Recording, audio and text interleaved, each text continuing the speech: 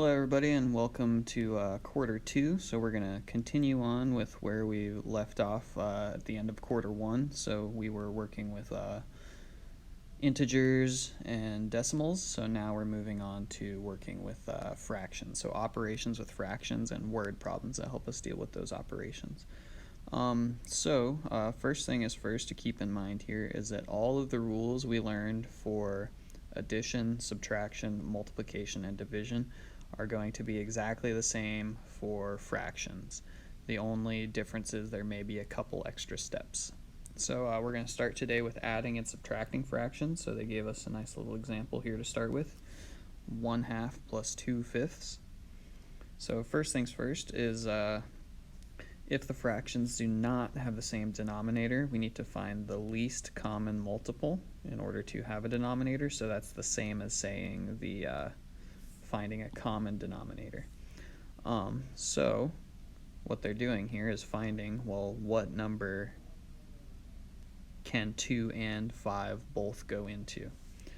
So it tells us here that the least common multiple of 2 and 5 is 10. So the second step is we want to rewrite the fractions as equivalent fractions with a denominator of 10. So we can also shortcut this, so I'm going to do an example over here. We've got 1/2 plus 2/5, like they said. Alright, so what I like to do instead of rewriting everything, I'll rewrite it in a way that's going to help me continue. So we said that the least common multiple is 10, so I'm going to have 10 for both my denominators. So we want to think, how did I get from 2 to 10? Well, I multiplied by 5, right? So I got to multiply the top by 5 as well. So 5/10 is the same as 1/2 up here. And then how did I get from 5 to 10? Well, I multiplied by 2. So that's going to be 4, because I multiply by 2 on the top as well. So that is 2/5 is the same as 4/10, but now they have a common denominator, so I can continue going here. And then now we just have to add or subtract the numerator here and keep the same denominator.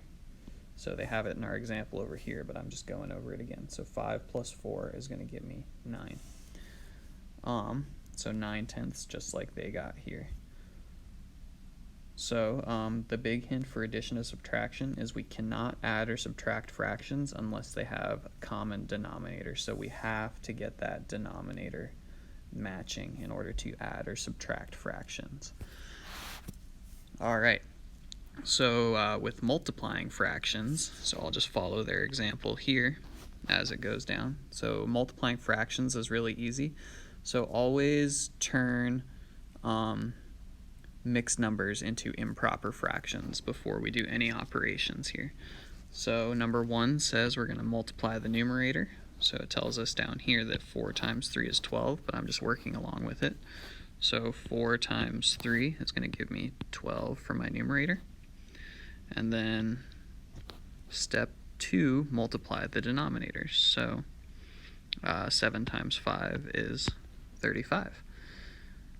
And then we always want to reduce if we can. So there's our fractional answer for that multiply.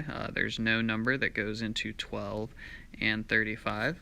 So 12/35 is our answer here. So we want to reduce the fraction always if we can. So the hint for this is, unlike addition and subtraction, we do not need to have a common denominator to multiply or divide fractions. But we do want to change mixed numbers into improper fractions. Alright, and then finally dividing fractions. So we like to say keep, change, flip. So I'll do our example here. So we keep the first fraction. 4/7 is our first fraction. Whoops, sorry, 4/7, not 4/4. Change to multiply, and then we flip our second fraction, so that's going to be a 5/3 now. And then we just multiply like we learned how to do up above. So 4 times 5 is going to give us 20, and 7 times 3 is going to give us 21. Remember, we always want to reduce if we can, but we cannot reduce this, so this is our answer. So the flip in that is a vocabulary word we've had before, so reciprocal. Just remember that reciprocal means flipping the fraction. So we kept our first fraction, we changed to multiply, and we flipped our second fraction, and then we just complete the operation.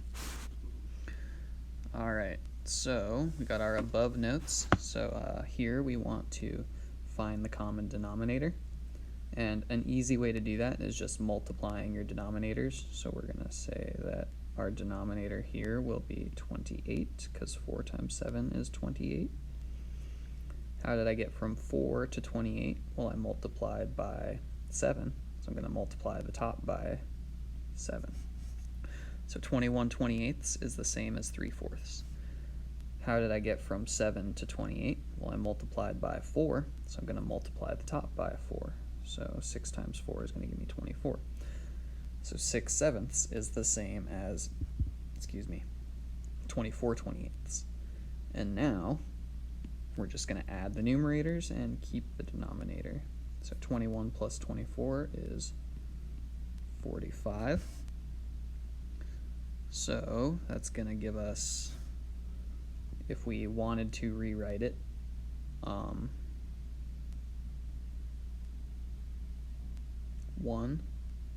and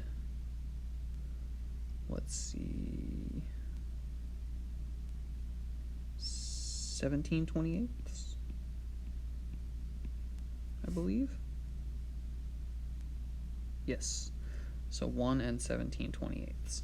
So I will take either or, but make sure you read directions in other assignments. So we can either give an improper fraction or a mixed number for our answer. I will take both. You wouldn't happen to know how to set a lock, would you? I don't. Sorry. Sorry for the interruption there. I'm not going to start this over because I am more than halfway done, and I've already started this over once today. So we're just going to keep going here. So multiplying fractions here. Remember, change our mixed numbers to improper fractions. So 3 times 2 is going to give us 6 plus that 1. So 7/2 is the same as 3.5 times 4/5. Multiply across the top now, so we get 28 over 2 times 5 is 10. We always reduce if we can. So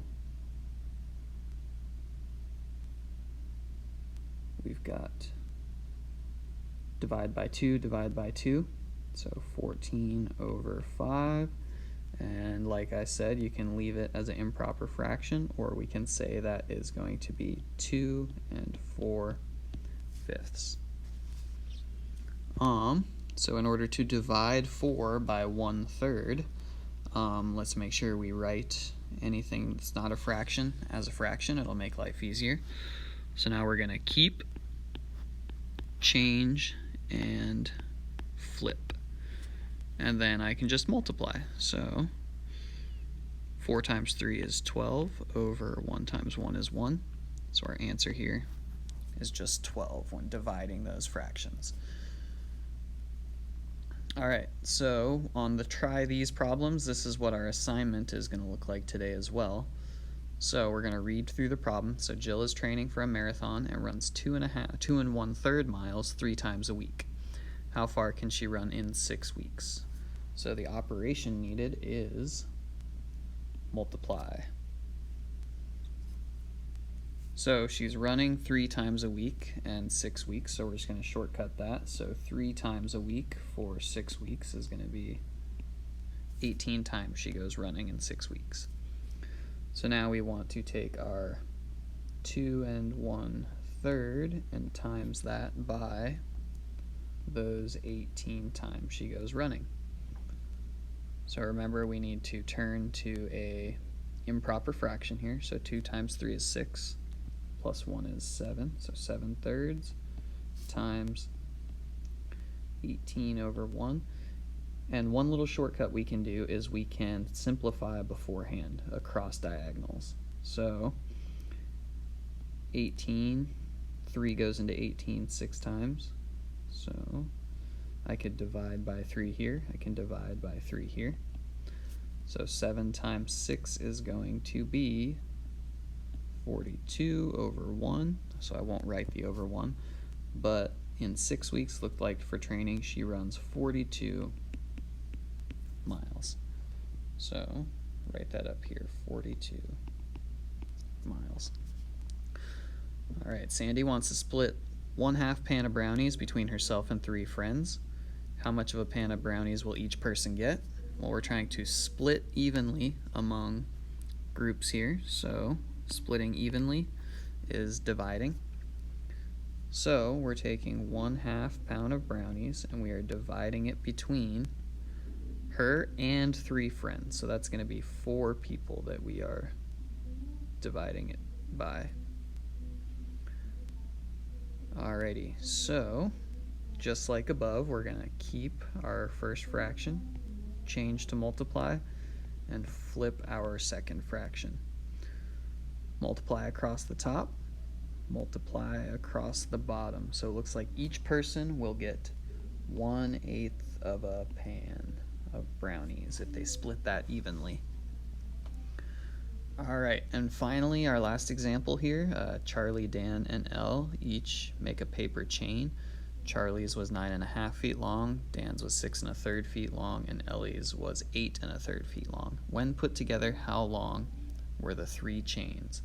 Well, it says put together, so we know here we're doing addition. So we're taking 9.5 plus 6 1/3 plus 8 1/3. Alright, so a couple steps here. So I always want to change my mixed numbers to improper fractions. So that'll be 9 times 2 is 18, plus 1 is 19 over 2, plus 6 times 3 is 18. 18 plus 1 is 19 over 3. And finally, 8 times 3 is 24. Plus 1 is going to give us 25 over 3. Alright, we're not done yet because we need to find that common denominator, right? Whoops, get rid of that. Come on now. I'm just going to move this up here because the keyboard will not get out of the way. Oh, there we go. Sorry. Alright, so we need to find a common denominator, which 2 times 3 is going to be 6. So we're going to set this up with 6's for denominators. And then how did I get from 2 to 6? Well, I multiplied by 3. 19 times 3 is 57. So that's going to be 57 over 6. How did I get from 3 to 6? Well, I multiplied by 2. So 19 times 2 is 38. And how did I get from 3 to 6 again? Well, I multiplied by 2, so that will be 50. And then we can add together now since we have common denominators. So 57 plus 38 plus 50. So we get a 5 and a 1. And then 14. So that is 145 over 6. Which is going to be equal to, let me go to my calculator, if I can find it.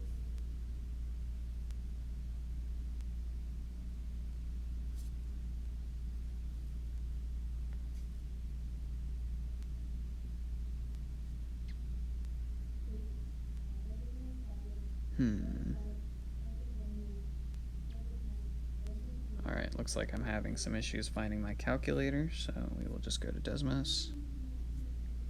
And we said 145 divided by 6 is 24 and 1/6.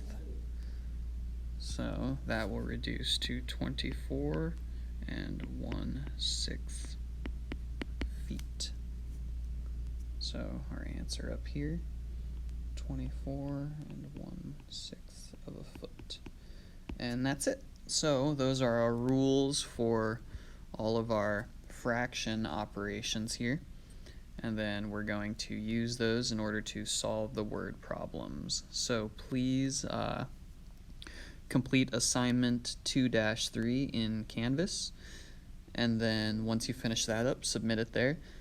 And then there is an IXL in Canvas as well to practice on this stuff afterwards. So go ahead and complete that stuff, and we'll have a new assignment and up tomorrow.